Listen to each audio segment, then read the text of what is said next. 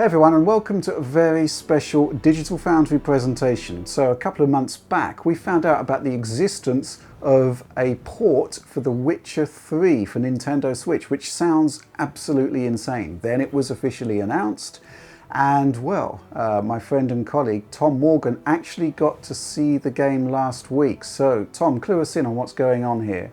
Right, so CDPR invited me down to the Nintendo offices in Windsor, of all places, to see the game. Well, basically they had several journalists in to play it in portable mode. The idea being, obviously, that the big selling point of the Switch is to have it finally in your hands on the go. And genuinely, I jumped in and thought, well, what can we expect? You know, this is one of the most demanding titles of the generation, in the same running as, say, Doom or Wolfenstein in terms of the ambition of the port.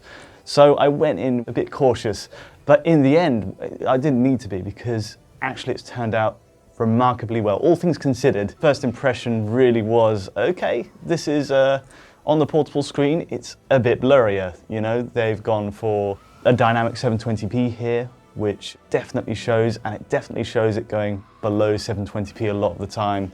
But I will say, Rich, that CDPR were very, very transparent, and I think very keen to prove just how solid this conversion is, because they had the save states for several major places in the game.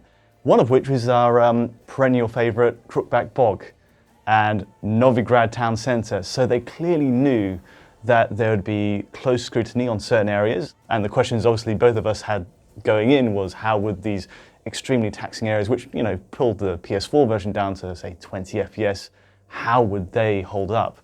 So yeah, I got to see all of that, all of the Blood and Wine DLC side. Obviously this is an all-in-one edition, all the DLC and the extras all bundled into one 32 gigabyte cartridge. So yeah, that's what I had going into it. Okay, good stuff. But we've also got something like 7 to 8 minutes worth of capture of the game running docked as well. So in this video, we'll be able to pretty much cover all bases, at least in a preview form, right? That's it, yeah. So portable and docked to some extent.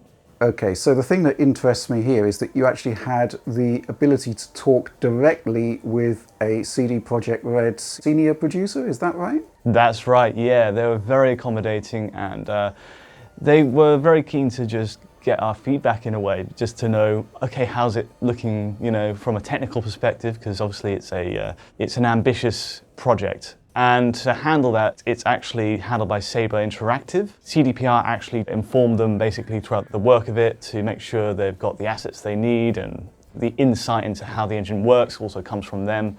So it's been integral to getting this working, but a lot of the heavy lifting, from what I understand, is by Saber Interactive. Right, okay, they've previously done stuff like Halo 1 and 2 Anniversary, right? Yes, that's right, yeah. Okay, yeah, good stuff. So, I mean, we've got some new information here, obviously. Now, when I did the lash up of Tegra level GPU on the PC side, I mean, it was touch and go as to whether we could actually get the game running smoothly at all. But what we're seeing here does seem pretty impressive. Now, obviously, there do need to have been some compromises, and I understand that CDPR were pretty open about how they've actually made this happen. So why don't you run us through that? Yeah, I think they had to be, really. I mean, you go into this looking for more of the positives. Hey, it's running portably, isn't that amazing? And so when I asked CDPR, okay, so what's the downside?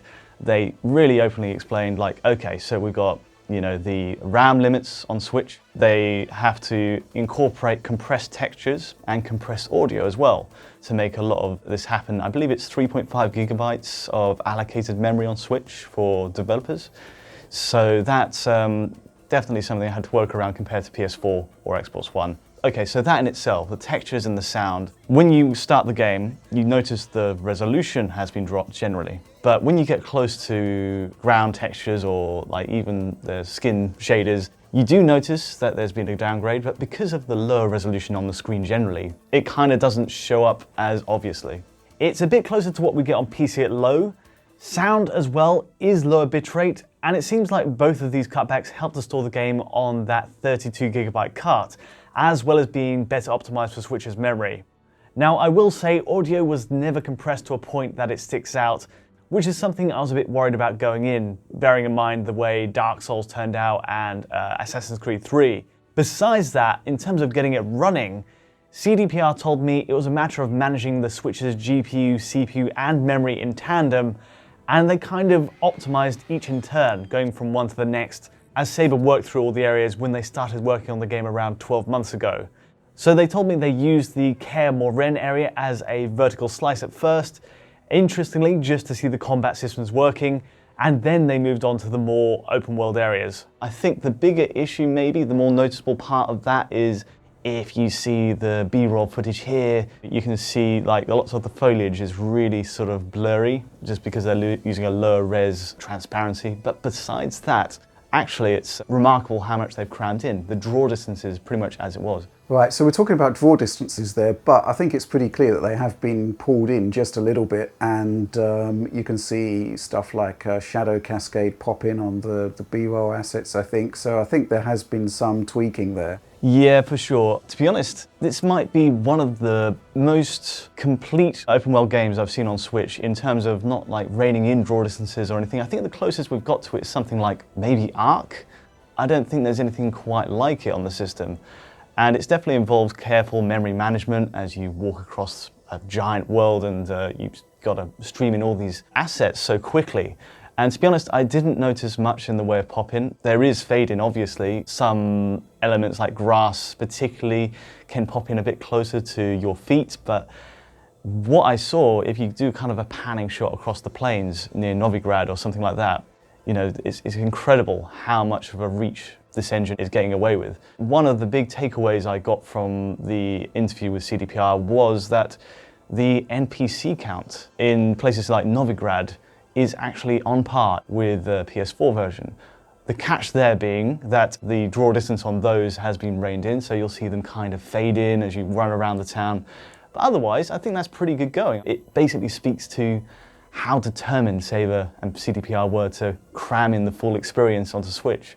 Yeah. I mean, from what I've seen, it all looks really, really impressive. And, you know, this handheld footage, I think, is gold because it actually shows what the handheld experience is, you know, and the fact that they were open about that, bearing in mind they've got so little GPU and CPU resource to play with, is to their credit, I think.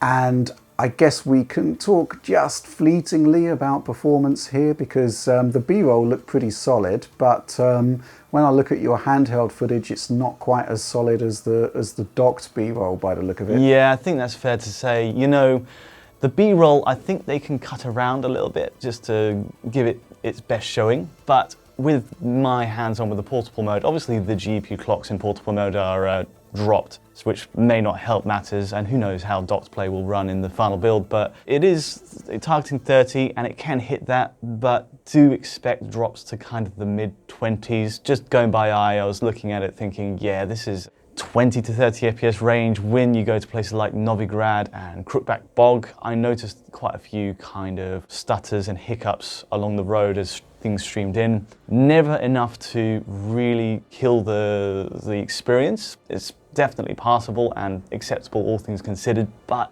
yeah, do expect that range. So we're talking like, you know, Doom, Wolfenstein levels of understanding of what the game is in terms of its ambition versus the hardware we've got in our hands.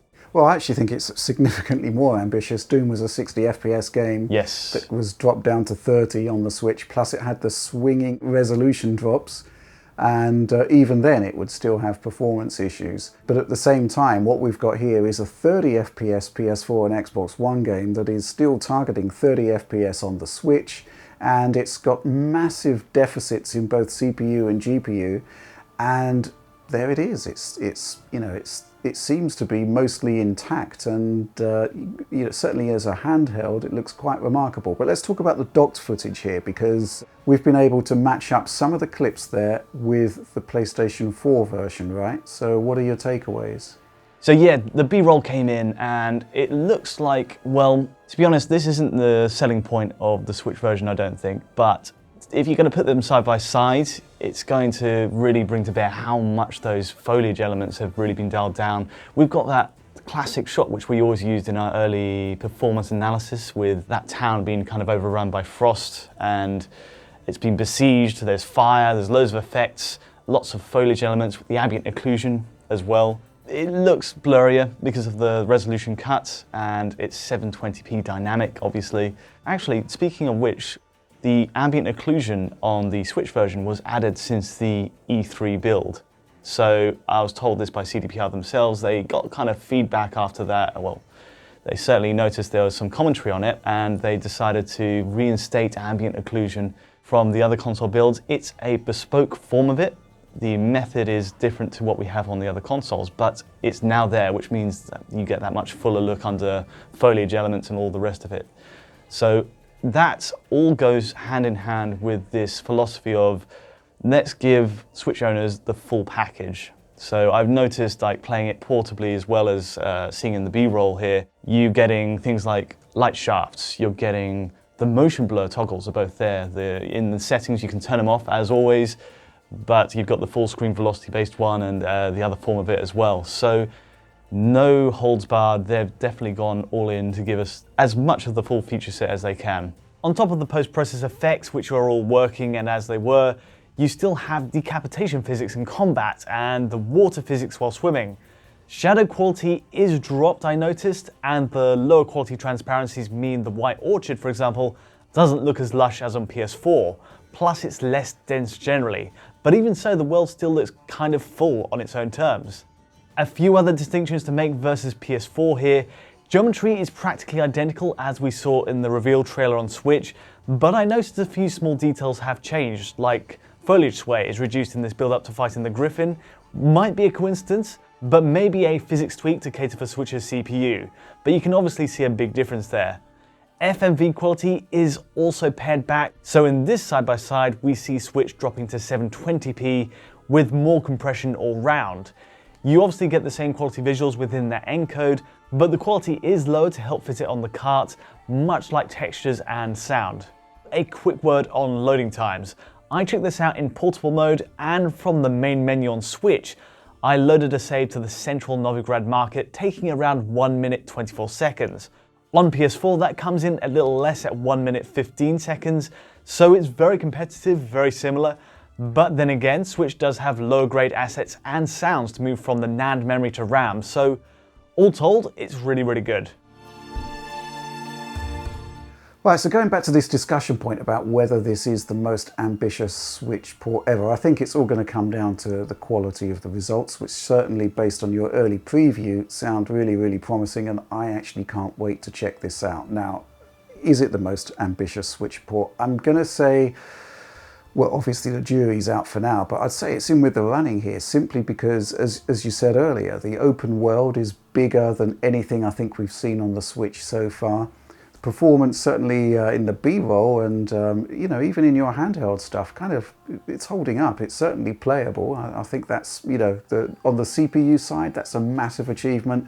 GPU side, I think they're doing a lot of stuff in terms of resolution scaling and settings tweaks to make that possible. But just the fact that a 30 FPS game with a really high level of graphical fidelity is recognizably the same on the Switch is quite remarkable. And the new Switch will actually be running this under 10 watts docked based on my tests of the new hardware so far, which is just kind of mind-boggling in a way when current generation consoles have literally got about 10 times higher power consumption. So I think this is really, I can't wait to see it, simply because I still don't quite believe that it's real, even though I'm seeing it. Yeah, I know exactly what you mean. Yeah. But yeah, I really can't wait to check this one out. Yeah, easily one of the most impressive Switch games I've played. With all the caveats aside, the texture compression stuff, the sound compression stuff, that doesn't matter when you consider the scale of what they're going for here.